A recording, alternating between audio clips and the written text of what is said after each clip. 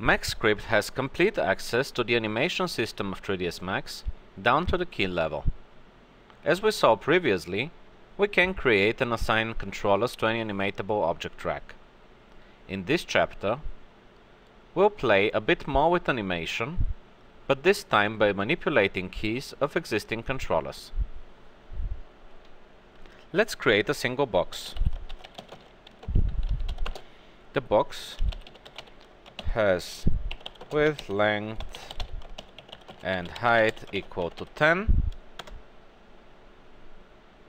Now let's animate the height to grow from 10 units on frame 0 to 100 units on frame 20 and back to 10 units on frame 30. To do so, we'll need to tell MaxScript to activate the auto key mode internally by placing parts of the code in the so-called animate on context. Everything that's inside the brackets is going to be animated as if the auto key button has been pressed, but you'll notice that there will be no change in the user interface. The button will not be actually pressed, only the internal state of MaxScript will be set to animate all the changes that we're performing. Let's tell the box that at time 20 the box height is equal to 100 units, and then at time 30 the height of the box is equal to 10 again. Now if we execute this line and play back the animation, we see that MaxScript created a key on frame 20 with the value of 100 and another key on frame 30 with the value of 10. As always, a key on frame 0 was also created with the original value of 10.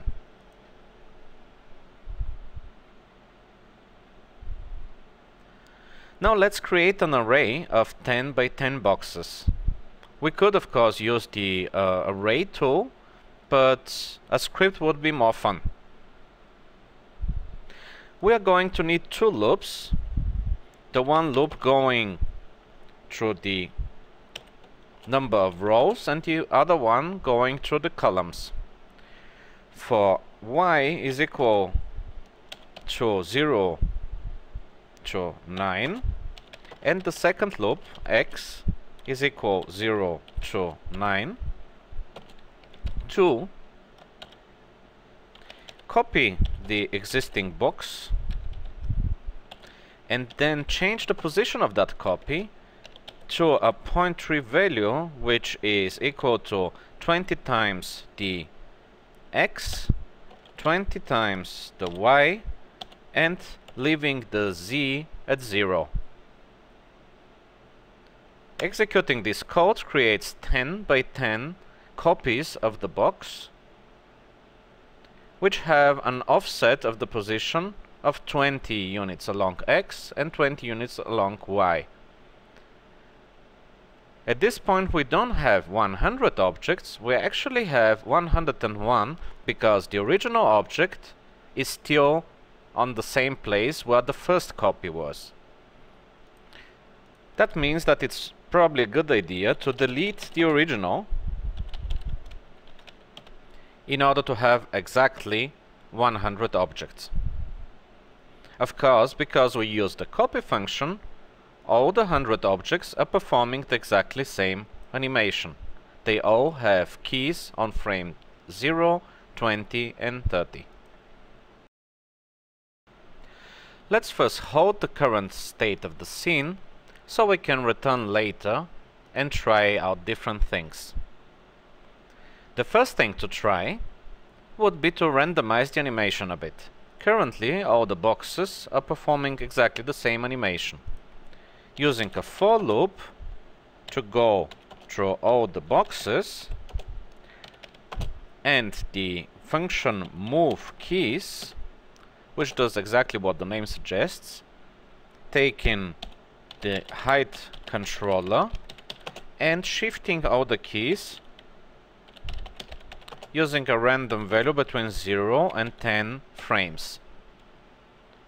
After executing this code, the boxes have a randomized animation time. We can take a look at the keys. They have been shifted altogether.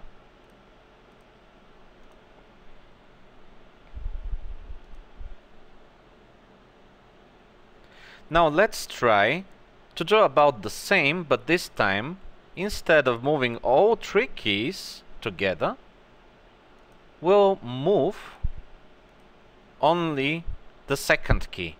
This is the key which defines the height of 100. Using a function called moveKey, notice the difference between moveKeys, which suggests all the keys are going to be moved, and moveKey, which expects an index to a key in order to affect only that one. In this case, we want to move the second key only, using a random value between -5 and 5 frames.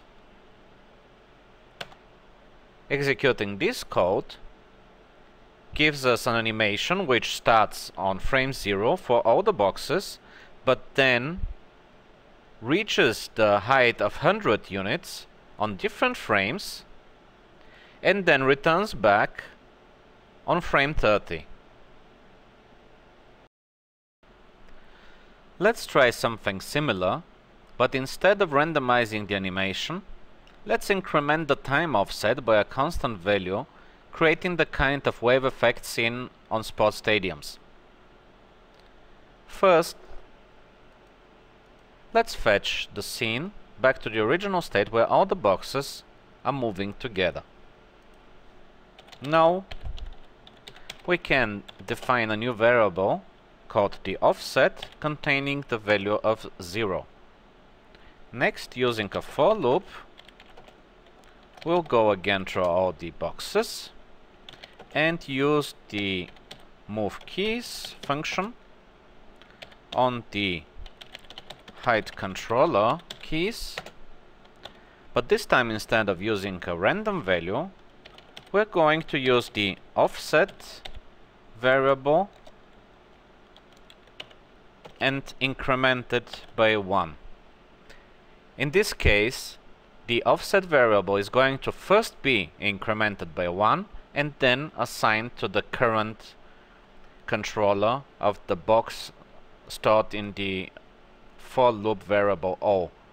This means that the first time the for loop is repeating, the offset is going to be equal to 1.